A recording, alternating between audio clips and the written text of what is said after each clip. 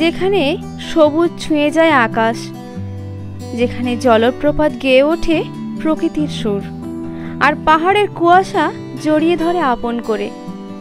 সেই রহস্যময় অপার সৌন্দর্যে ভরা ভূমি হল ঝাড়খণ্ড। এই ভ্রমণ শুধুই পথ চলা নয়, এটি হৃদয়ের সঙ্গে প্রকৃতির বন্ধনে জড়িয়ে যাওয়ার এক গল্প। যখন শহরের কোলাহল থেকে কিছুটা নিঃশ্বাস খুঁজছিলাম, তখনই পথ দেখালো ঝাড়খণ্ড। নামটা শুনলেই একসময় কেবল কয়লা আর জঙ্গলের ছবি ভেসে উঠত, কিন্তু বাস্তবে এ রাজ্য তার চেয়েও অনেক বেশি কিছু। সবুজ অরণ্য, রহস্যময় পাহাড়, কুয়াশার চাদরে মোড়া সূর্যাস্ত আর হাজার হাজার বছরের পুরনো সংস্কৃতির এক অপূর্ব গন্তব্য। আসুন প্রকৃতি আর ইতিহাসের মাঝে এক ভিন্ন রকম যাত্রায় পা রাখি।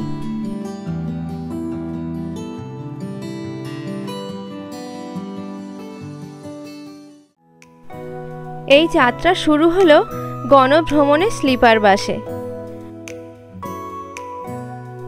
এই গণভ্রমণ আমার আপনার সবার বাড়ির আশেপাশের লোকেশন থেকে প্রায় হয়ে থাকে।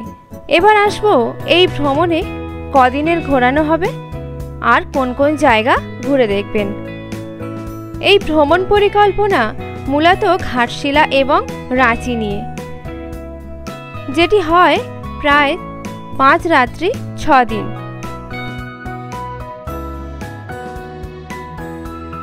আজ যাত্রা শুরুর প্রথম দিন।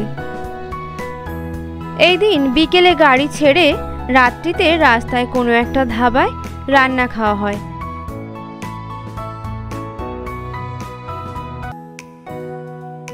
তারপর সারা রাত গাড়ি চলে। গাড়িতে আপনি মোটামুটি ভালোভাবে ঘুমিয়ে নিলেন।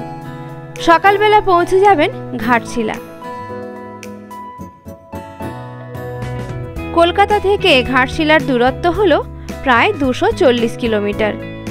যেতে সময় লাগে ঘন্টা 5 মতো। বেশ ভোর ভোর ঘাটশিলায় পৌঁছে প্রথমেই চা এবং ব্রেকফাস্ট করে নিন।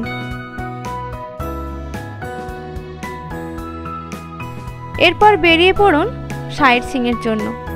একটি অটোতে 8 জন করে নেয়, ভাড়া লাগে 1200 টাকা। তবে আপনারা যখন যাবেন একটু দাম দর করে নেবেন।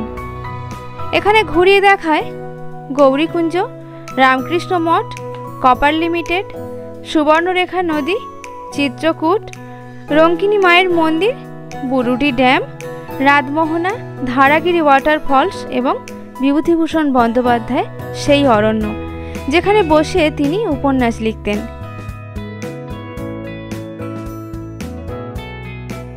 সাইট সিইং করে ঘুরে আসার পর গাড়ির কাছে ফিরে দুপুরের খাবারটা সেরে নিন। এরপর এখান থেকে পরবর্তী গন্তব্য হবে জামশেদপুর, যার দূরত্ব প্রায় 50 কিলোমিটার। যেতে সময় লাগবে 1.5 থেকে 2 ঘন্টার মতো। জামশেদপুর পৌঁছেই প্রথমে বিকেলবেলা ঘুরে দেখে নেবেন জুবিলি পার্ক আর ডিমনা লেক। রাত্রেবেলা জামশেদপুরেই থাকা হবে আজ। তাই সারাদিনের ঘোরাঘুরির ক্লান্তির পর হোটেলে ফিরে ফ্রেশ হয়ে নিয়ে রাতের খাবারটা সেরে তাড়াতাড়ি ঘুমিয়ে পড়ুন।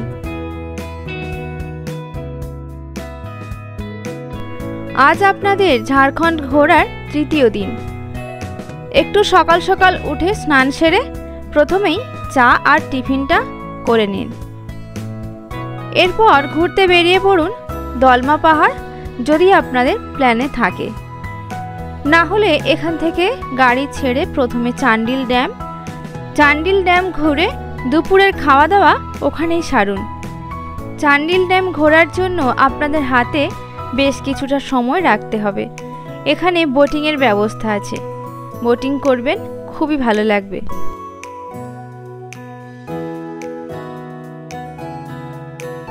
দুপুরে খাওয়ার পর বিশ্রামটা বাসেই নিতে হবে, কারণ গাড়ি ছেড়ে এখান থেকে যাওয়া হবে দশম ফলস, সেখান থেকে রাঁচি। চান্ডিল ড্যাম থেকে রাঁচির দূরত্ব প্রায় 100 কিলোমিটার। যেতে সময় লাগবে ঘন্টা দুয়েকের বেশি। যাওয়ার পথে এই সুন্দর প্রাকৃতিক দৃশ্য দেখতে দেখতে পৌঁছে যাবেন দশম ফলস। আর যদি বর্ষার সময় যান তাহলে উপরি পাওনা হবে এই জলপ্রপাতের অপার সৌন্দর্য, যা দেখে আপনি মুগ্ধ না হয়ে পারবেন না। সুবর্ণরেখা নদীর উপনদী হল কাঞ্চি নদী। তারই জলের ধারা প্রবাহিত হচ্ছে এই দশম জলপ্রপাতে।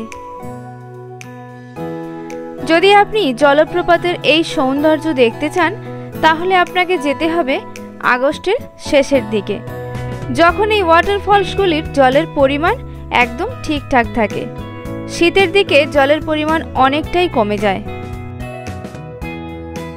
তখন অবশ্য আপনি একদম জলপ্রপাতের কাছেই যেতে পারবেন, যেটি আবার বর্ষাকালে সম্ভব না। এখানে সিঁড়ি খুব বেশি নয়, অল্প কিছু সিঁড়ি ভেঙে আপনাকে নিচে নামতে হবে। চান্ডিল ড্যামের মতোই দশম ফলসে আসার জন্য কোনো রকম আপনাকে ছোট গাড়ি ভাড়া করতে হবে না। যে বড় বাসে করে আপনি এসেছেন সেই বড় বাসই পার্কিং পর্যন্ত চলে আসবে। সেখান থেকে সামান্য কিছু পায়ে হেঁটে ফলসের কাছে আপনি পৌঁছে যাবেন। অল্প কিছুক্ষণের জন্য চায়ের বিরতি নিয়ে এরপর গাড়ি ছেড়ে চলে আসুন রাঁচি। রাঁচিতেই আজকে রাত্রি থাকা হবে। রাতের রান্নাবান্না হতে হতে সবাই ফ্রেশ হয়ে নিয়ে পারলে রাঁচির মার্কেটটা একটু ঘুরে দেখে নিন। তারপর রাত্রিবেলা ঘুমিয়ে পড়ুন, কারণ পরদিন সকালবেলা উঠে আবারও যাওয়া হবে নতুন গন্তব্যে। আজ ভ্রমণে আপনাদের চতুর্থ দিন। এই দিন সকালবেলা উঠে স্নান না করলেও হবে। টিফিন সেরে বড় বাস নিয়ে চলে যান প্রথমেই জোনা ফলস, যেখানে অনেকগুলি সিঁড়ি বেয়ে আপনাকে নিচে নামতে হবে। যদি সঙ্গে বয়স্ক কিংবা ছোট বাচ্চা থাকে, সমস্যা থাকলে নিয়ে নামবেন না, কারণ এখানে আপনাকে প্রায় 722টি সিঁড়ি ভেঙে নিচে নামতে হবে, আবার উঠতে হবে। মন চাইলে জোনা ফলসের এই জলে স্নান সারতেও পারেন, তাহলে সঙ্গে করে জামা কাপড় অবশ্যই আনবেন। যেখান থেকে জলের ধারা প্রবাহিত হয়ে নিচে নামছে ঠিক তার ওপরেই হলো স্নানের জায়গা। যদি কেউ নিচে স্নান করেন তাহলে খুব সাবধানে করতে হবে। এরপরেই চলে আসুন হোটেলে। হোটেলে ফিরে স্নান সেরে তড়িঘড়ি খাওয়াও সেরে নিতে হবে। কোনো রকম বিশ্রাম নেওয়ার সুযোগ আপনি সেভাবে পাবেন না, কারণ আপনাদের বিকেলের গন্তব্য হলো পাত্রাতু ভ্যালি আর পাত্রাতু ড্যাম, যেখানে সূর্যাস্তের আগে না পৌঁছতে পারলে সেই সুন্দর দৃশ্য আপনি কোনোভাবেই উপভোগ করতে পারবেন না। তাই পাত্রাতু ভ্যালি আর ড্যাম দেখার জন্য তাড়াতাড়ি বাস ছেড়ে পৌঁছে যান সেখানে। এখান থেকে পাত্রাতু ড্যামের দূরত্ব প্রায় 40 কিলোমিটার। গাড়িতে যেতে সময় লাগবে ঘন্টাখানেকের কাছাকাছি। আপনি যখন যাবেন তখন বাম দিকে দেখতে পাবেন পাত্রাতু ভ্যালি। এই পাত্রাতু ভ্যালিতে বড় গাড়ির জন্য একটু অসুবিধে হলো এখানে বড় গাড়ি পার্কিংয়ের কোনো ব্যবস্থা নেই, তাই আপনাকে কিছুটা দূরত্ব থেকেই দেখতে হবে। ওপর থেকে জিগজ্যাগ হয়ে যাওয়া রাস্তা দেখতে খুবই সুন্দর লাগে, আরও যদি আপনি সানসেটের সময় যান। এখান থেকে বেশ কিছুটা নিচে নামলেই পাত্রাতু ড্যাম। সেখানে বাস পার্কিংয়ে থাকবে। পায়ে হেঁটে কিছুটা পথ আপনি পৌঁছে যাবেন পাত্রাতু ড্যামের ভেতরে। এই ড্যামের ভেতরে বাচ্চাদের জন্য একটি পার্ক আছে, বোটিংয়ের ব্যবস্থাও আছে, সঙ্গে বেশ কিছু খাবারের দোকানপাটও পেয়ে যাবেন। ড্যামের পাশ দিয়ে সুন্দর করে রাস্তা করা আছে, যেখান থেকে হাঁটতে আপনার ভীষণ ভালো লাগবে। বেশ কিছুটা সময় কাটিয়ে সন্ধে নাগাদ ফিরে আসুন বাস পার্কিংয়ে। সেখান থেকে গাড়ি ছেড়ে পৌঁছে যান হোটেলে। আজ রাত্রিটাও রাঁচিতেই থাকা হবে। অনেক সময় আপনাদের ঝাড়খণ্ড ভ্রমণের এই পর্বে হুড্রু ফলস এবং রাজারাপ্পা থাকে। সেক্ষেত্রে আপনার ঘোরার প্ল্যানে আর একদিন বাড়বে। আজ আপনার ভ্রমণের শেষ দিন।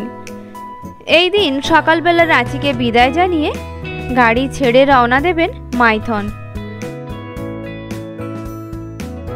সেখানে দুপুরের খাওয়া দাওয়া হবে। কিছু সাইট সিইং চাইলে করতে পারেন। এখানে সাইট সিইং করার জন্য আপনাকে অটো নিতে হবে। একটি অটোতে মোট 8 জন করে নেয়। ভাড়া পড়ে প্রায় 80 থেকে 100 টাকা।